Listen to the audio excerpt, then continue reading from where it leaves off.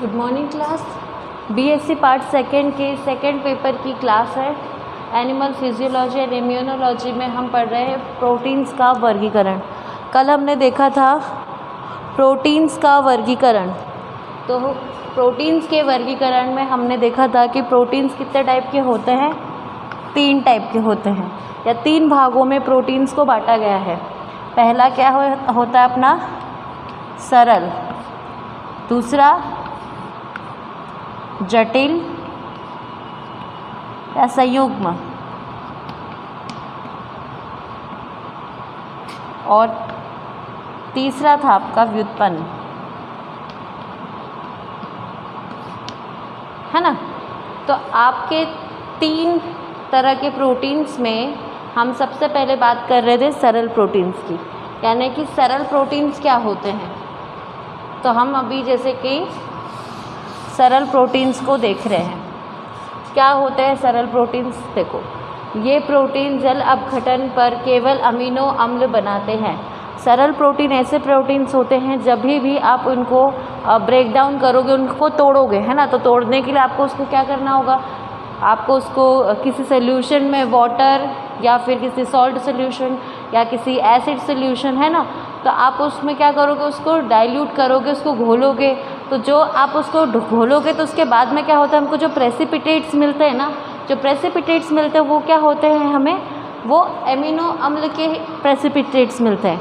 यानी कि जब हम उन प्रेसिपिटेट्स को आइडेंटिफाई करते हैं किस टाइप के प्रेसिपिटेट्स हैं, तो हमें एमिनो एसिड के होने की जानकारी मिलती है। तो एमिनो एसिड्स क्या होते हैं, सरल प्रोटीन्स को जब भी हम जल अपघटन करेंगे, जिनका जब अपन सरल प्रोटीन्स का जल अपघटन करेंगे तो हमें क्या मिलेंगे, एमिनो एसिड्स मिलेंगे। क्या मिलेंगे? अमीनो अम्ल मिलेंगे। तो अमीनो अम्ल मिलते हैं तो इसमें कितने सारे, इसमें सामान्यतः 6 तरह के हमको प्रोटीन्स देखने को मिलते हैं। सरल प्रोटीन्स में ये 6 तरह के प्रोटीन्स आ जाते हैं, है ना। ऐसे प्रोटीन्स इनके अंदर में ये प्रोटीन्स किन में पाए जाते हैं, है ना। जैसे कि एग्जांपल ले लो कि एग वाइट में प्रोटीन होते हैं, तो एग वाइट में किस टाइप का प्रोटीन होता है ना। तो वो सिंपल प्रोटीन है, तो वो सिंपल प्रोटीन्स में से कौन सा वाला प्रोटीन है, वो, है ना। तो क्या है कि हमारे सरल प्रोटीन्स में सरल प्रोटीन्स को भी 6 तरीके से डिवाइड कर दिया गया है, डिफ्रेंशिएट कर दिया गया है, जिसकी वजह से हमें समझ में आता है कि जब हम किसी भी प्रोटीन्स की बात करते, किसी खाने के अंदर उसके प्रोटीन्स की बात करते हैं, है ना। जैसे मान लो कि आप गेहूँ खा रहे हो, है ना, आपके पास अनाज है कोई सा भी, तो उस अनाज के अंदर कौन सा वाला प्रोटीन है, कौन सा वाला सरल प्रोटीन, उसका जब ब्रेक डाउन होगा तो कार्बोहाइड्रेट्स प्रोटीन्स हमें मिलेंगे, है ना। तो उसकी वजह से वो किस टाइप का प्रोटीन है, वो सरल प्रोटीन है, वो जटिल प्रोटीन है, या वो व्युत्पन्न यानी डेराइव्ड प्रोटीन है, वो कौन सा वाला प्रोटीन है, जब हमें आइडेंटिफिकेशन के लिए दिया जाता है तो इसमें हमारी बड़ी हेल्प हो जाती है। तो इसमें क्या होता है कि सामान्यतः आपका सरल प्रोटीन कितने होता है, 6 भागों में होता है। एल्बुमिन, ग्लोब्यूलिन, प्रोटीमीन्स या प्रोटेमीन्स, हिस्टोन्स, स्क्लेरोप्रोटीन्स और प्रोलेमीन्स, ठीक है। अब इसके अलावा भी इनको प्रोलेमीन्स और प्रोटेमीन्स के अलावा आप एक ग्लूटालिन करके भी होता है। क्या होता है? ग्लूटालिन, है ना। ग्लूटालिन भी एक तरीके का सरल प्रोटीन होता है। तो जब हम इनके एग्जाम्पल की बात करते हैं तो एल्बुमिन के अंदर आ जाता है आपका मांस,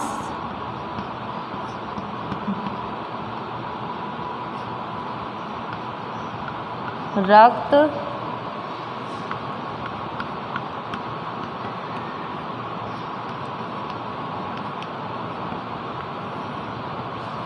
मांसपेशियाँ, नहीं मांसपेशियाँ, इसमें आएगा रक्त, एक मिनट,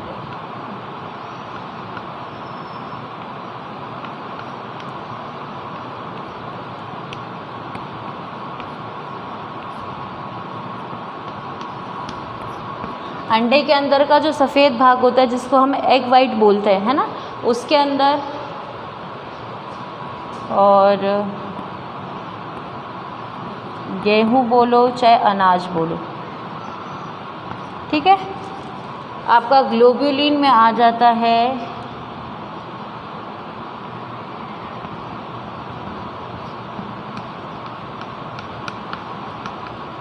रक्त, मांस और अनाज। ये इनके एग्जाम्पल है, आप लिख लो उदाहरण कि इनके अंदर कौन कौन से होंगे, है ना। प्रोटीन्स के अंदर जो ग्लूटालिन होता है उसके अंदर होते हैं ये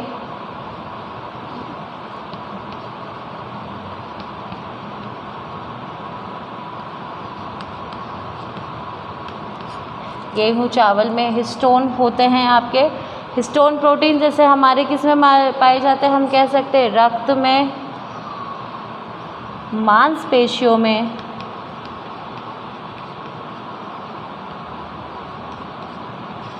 है ना। क्योंकि हिस्टोन प्रोटीन क्या काम करते हैं, हिस्टोन प्रोटीन हमारे डीएनए के वजह से काम करते हैं ना, उनको रिपेयरिंग का, उसको जोड़ने का। तो हिस्टोन प्रोटीन क्या करता है कि डीएनए को कॉइलिंग होने से बचाता है, सुपर कॉइलिंग जो होता है उसका नेचर उससे बचाता है, तो वो प्रोटीन वहाँ काम आते हैं, है ना। स्क्लेरोप्रोटीन्स भी आपके रक्त, अनाज या कुछ सिलेक्टेड मांस वगैरह में होता है, कुछ गिने चुने इसमें होता है, ठीक है। तो ये इसके क्या हो गए, ये एग्जाम्पल हो गए जिसके अंदर क्या हो रहा है कि सरल प्रोटीन के अंदर 6 टाइप के प्रोटीन्स आ जाते हैं, जो कि आपको इन सारे अनाज और चीज़ों में क्या मिलते हैं, देखने को मिलते हैं। या हम जब सरल प्रोटीन से किसी पर्टिकुलर प्रोटीन की बात करते हैं कि सरल प्रोटीन में जो उनको डिवाइड किया गया है, कितने प्रोटीन्स आ रहे हैं सरल प्रोटीन्स जो हैं, है ना। तो जैसे कि सबको पता है कि अमीनो एसिड्स हमारे शरीर के अंदर 20 to 25 जो सबसे ज़्यादा काम में आते हैं ना। तो इस करके ये सारे प्रोटीन्स के जो सोर्सेस हैं, हम इनको सोर्स भी बोल सकते हैं, सोर्स, स्रोत, है ना। ये सारे स्रोत भी हैं एक तरह के, जिनसे हमें इस टाइप ऑफ प्रोटीन, ये इस तरह के प्रोटीन देखने को मिलते हैं। अब हम बात करते हैं कॉन्जुगेटेड प्रोटीन्स की। कॉन्जुगेटेड मतलब कि जटिल प्रोटीन्स की।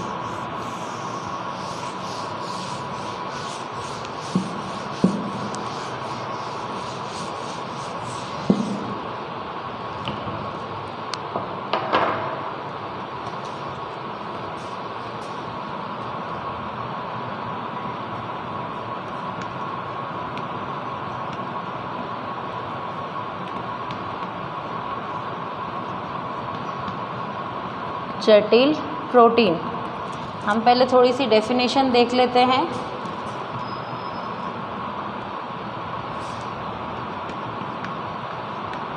ये प्रोटीन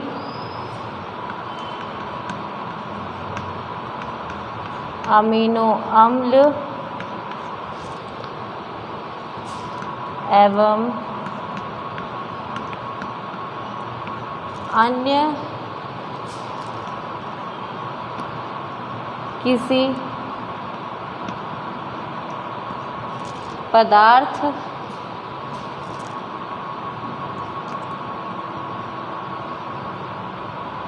प्रोस्थेटिक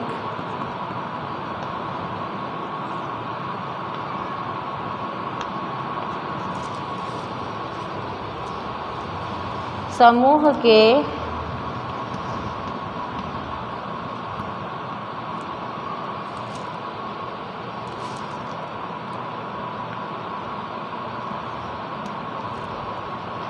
संयुग्मन से बनते हैं।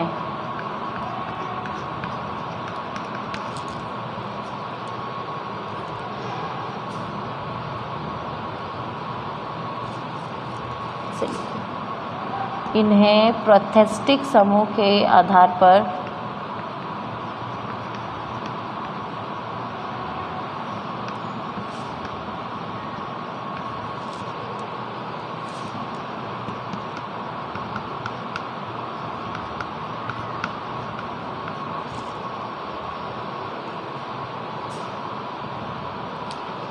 आधार पर विभक्त करते हैं।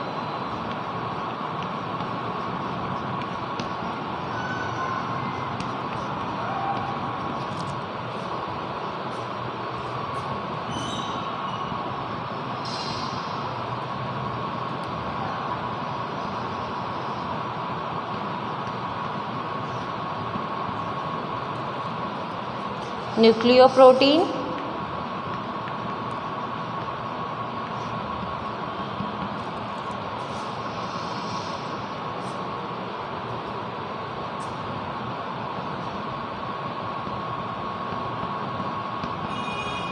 फॉस्फोप्रोटीन,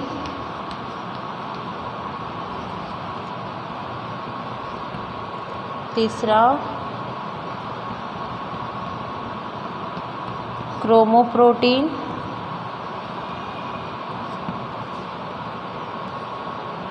चौथा है आपका मेटेलो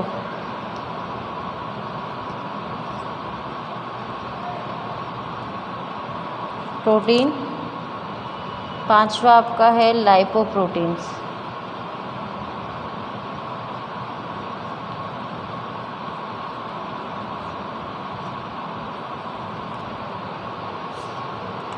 देखो, जो आपके न्यूक्लियोप्रोटीन्स होते हैं ना, सबसे पहले आपका कॉन्जुगेटेड प्रोटीन से समझते हैं कि जटिल प्रोटीन क्या होते हैं। ऐसे प्रोटीन, ये प्रोटीन क्या होते हैं, अमीनो अम्ल एवं अन्य किसी पदार्थ के संयुग्म से बनते हैं। यानी इसमें एमिनो एसिड्स के साथ में कोई ना कोई ऐसा प्रोथेस्टिक समूह, यानी कि जैसे हमने स्टार्टिंग में प्रोटीन्स के बारे में जब प्रोटीन की डेफिनेशन समझी थी, परिभाषा को समझा था, तो उसमें ये बताया गया था कि प्रोटीन्स क्या होते हैं, ऐसे पदार्थ जिनके अंदर कार्बन, हाइड्रोजन, नाइट्रोजन और ऑक्सीजन का समूह होता है। इनसे मिलकर के इनके घटक जो होते हैं, इनमें कौन कौन से कंपोनेंट होते हैं, कार्बन, हाइड्रोजन, ऑक्सीजन और नाइट्रोजन। तो जब इन चारों के अलावा अगर इनके अंदर कई प्रोटीन्स में फॉस्फोरस, मैग्नीशियम और सल्फर है ना, ये क्या करे गए हैं, देखे गए हैं। तो ये सारे पदार्थ मिलकर के जब अगर इनके प्रोथेस्टिक समूह अगर इस टाइप का कोई एमिनो एसिड्स के साथ में आकर के अटैच हो जाता है, इनमें से कोई सा, तो वो क्या हो जाते हैं, थोड़े कॉम्प्लिकेटेड हो जाते हैं, थोड़े से जटिल हो जाते हैं, उनको ब्रेक डाउन इतना ईजी नहीं होता।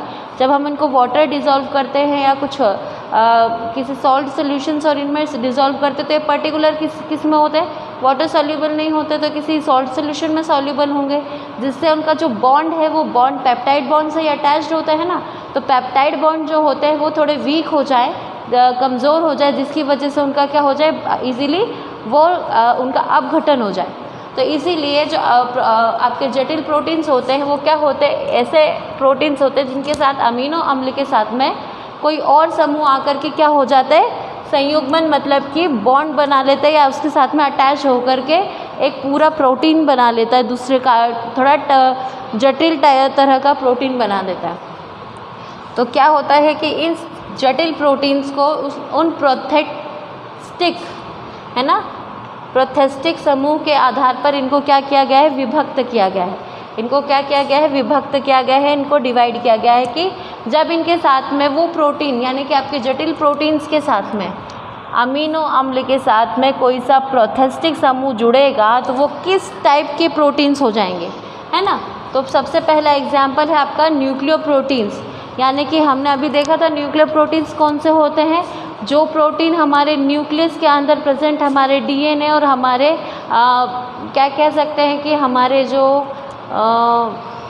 जीन्स होते हैं ना, उनके अंदर हमारे बायोलॉजिकल टर्म्स में ये जो हेल्प करते हैं वो हमारे न्यूक्लियो हो जाते हैं। जो हमारे न्यूक्लियस होता है, न्यूक्लियस के अंदर प्रेजेंट हमारे जो क्या बोलते हैं उसको, डीएनए जो होता है, डीएनए या हमारे जो जेनेटिक मटेरियल्स है ना, हमारा जो जेनेटिक मटेरियल होता है उसको बनाने में हेल्प होती है, मदद करते हैं। ऐसे टाइप के प्रोटीन न्यूक्लियोप्रोटीन हो जाते हैं। फॉस्फोप्रोटीन्स वो हो जाते हैं जिनके अंदर मतलब अमीनो अम्ल के साथ में फॉस्फोरस के जो ग्रुप है वो आकर के इसमें अटैच हो जाएगा। क्रोमोप्रोटीन्स ऐसे प्रोटीन्स हो जाते हैं जो कि थोड़े से डिफ़िकल्ट होते हैं इनका ब्रेकडाउन। फिर आपका मेटेलोप्रोटीन आ जाता है जिनमें जो हो सकता है मेटल्स, जैसे कि मैग्नीशियम और ये इनके साथ अटैच्ड होंगे तो मेटलोप्रोटीन्स। और लाइपोप्रोटीन्स वो होते हैं जो लिपिड्स प्लस प्रोटीन होते हैं, यानी कि इनके साथ में कोई ना कोई वसीय या वसी समूह फैट जो होता है ना, उसके कोई समूह आकर के जुड़ जाता है। अभी हम इनका क्या देख लेते हैं, हम देख लेते हैं इनका उदाहरण। तो आपके न्यूक्लियोप्रोटीन में आ जाएंगे हिस्टोन,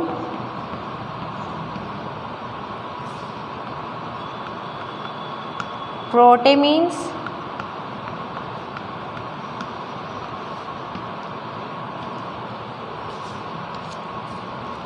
आपके फॉस्फोप्रोटीन में आ जाएंगे कैसीन,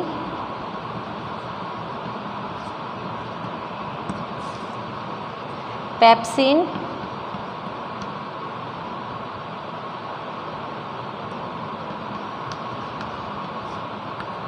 और फॉस्फाइटिन।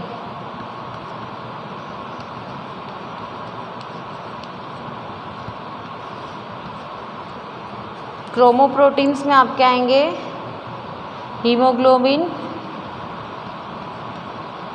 जो कि हमारे रक्त में हमारे क्रोमोसोम्स है ना, हीमोग्लोबिन,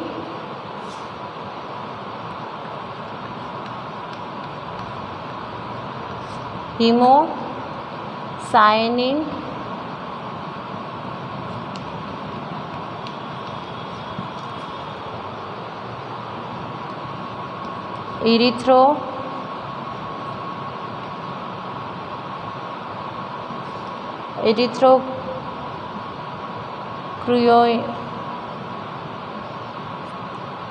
क्रूयोरिन और हीमोइथिरिन।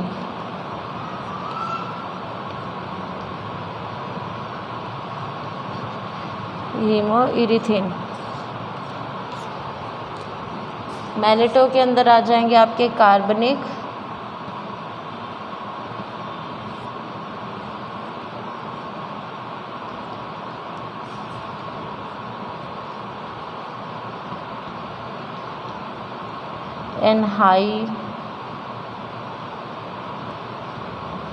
एनहाइड्रेज,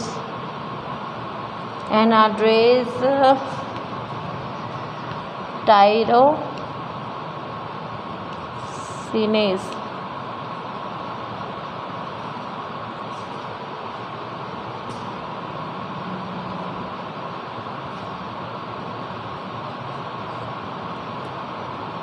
जेनेथिन,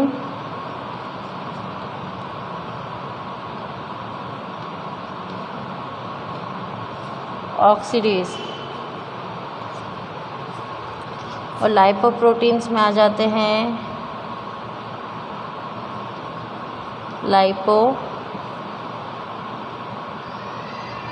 विटेलिन,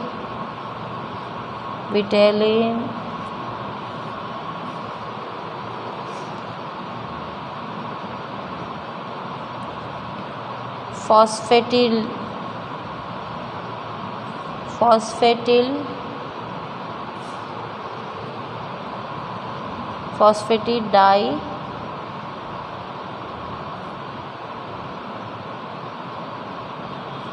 लैंगेसेल्डिहाइड।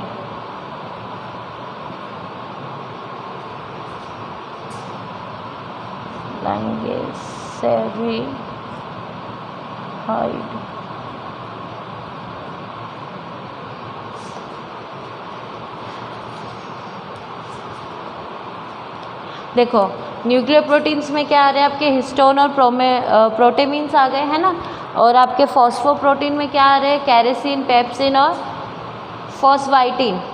क्रोमोप्रोटीन्स में कौन कौन से आ जाते हैं आपके हीमोग्लोबिन, हीमोसाइनिन,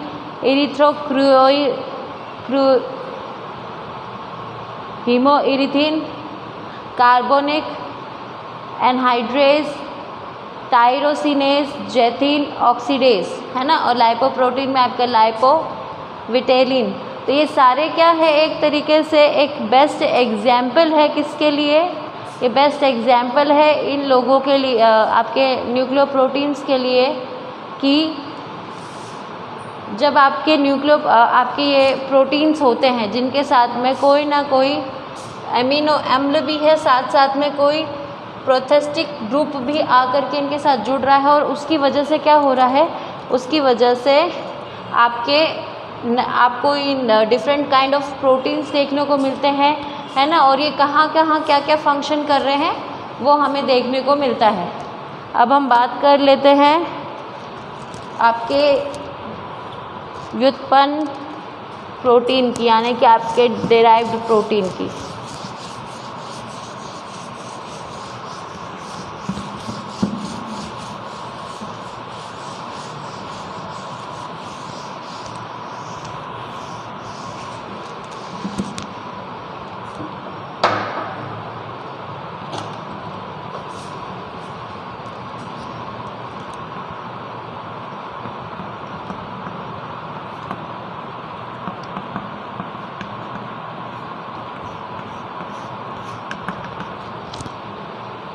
जब हम इसकी बात करते हैं तो ये प्रोटीन्स क्या होते हैं, ये प्रोटीन सरल व यानी कि सिंपल व कॉन्जुगेटेड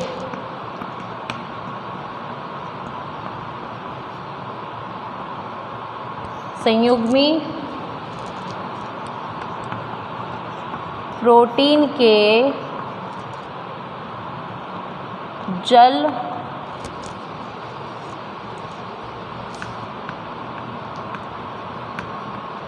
अपघटन या स्कंदन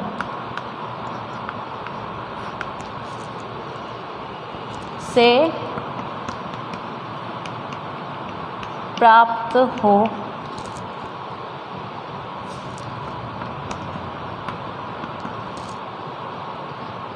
इनमें कौन कौन से आ जाते हैं आपके,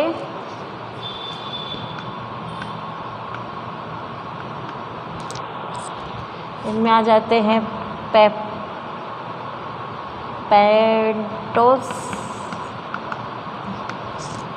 पेप्टोन्स आ जाते हैं, मेटा प्रोटीन्स आ जाते हैं,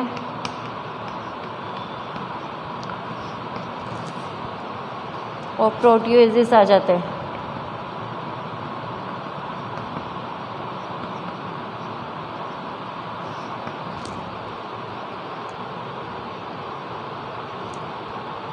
और कौन से आते हैं इसमें,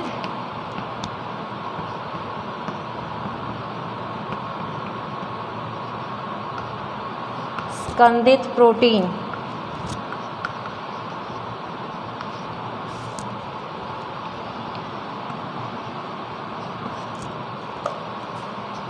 जब हम बात करते हैं प्रोटीन्स के व्युत्पन्न वाले प्रोटीन्स की, तो व्युत्पन्न वाले प्रोटीन्स से जो आपके डिराइव्ड प्रोटीन्स होते हैं, डिराइव्ड प्रोटीन्स क्या करते हैं, वैसे प्रोटीन होते हैं जो कि कॉम्बिनेशन होते हैं, यानी कि दो टाइप के प्रोटीन से मिलकर के ये बन रहे हैं। कौन कौन से प्रोटीन हैं आपके सरल और संयुग्मी, मतलब कि आपके सिंपल और जो कॉन्जुगेटेड प्रोटीन्स है, जब वो आपस में या तो उनका जल अपघटन हो या तो फिर उन दोनों के संकलन, मतलब कि उन दोनों को मिला दिया जाए, है ना। तो या तो उनको मतलब साथ में उनका डिज़ोल्व किया जाए उनको, या तो उन साथ में उसको एक दूसरे के साथ में कंबाइन कर दिया जाए, तो उसकी वजह से हमें क्या मिलेंगे, हमें डिराइव्ड प्रोटीन मिलेंगे। इसके बेस्ट एग्जाम्पल कौन से हैं, पेंटोज है, मेटा प्रोटीन्स है, प्रोटीएजेस है, और कुछ स्कंदित प्रोटीन्स, है ना। स्कंदित मतलब कि इसमें से कुछ ऐसे प्रोटीन्स जो कि आपस में क्या होंगे, ग्रुप बना लेंगे आपस में, इन दोनों मतलब सरल और संयुग्मी प्रोटीन्स के जो कॉम्बिनेशंस होंगे, है ना, वो प्रोटीन्स आ जाएंगे। तो हमने प्रोटीन्स का वर्गीकरण अच्छे से देख लिया है, सरल protein, conjugated protein, derived protein, इन तीनों प्रोटीन्स के हमने टाइप देख लिया कि कौन कौन से होते हैं, और साथ ही साथ में हमने इनके पॉइंट्स और इनके एग्जाम्पल भी अच्छे से देख लिए हैं।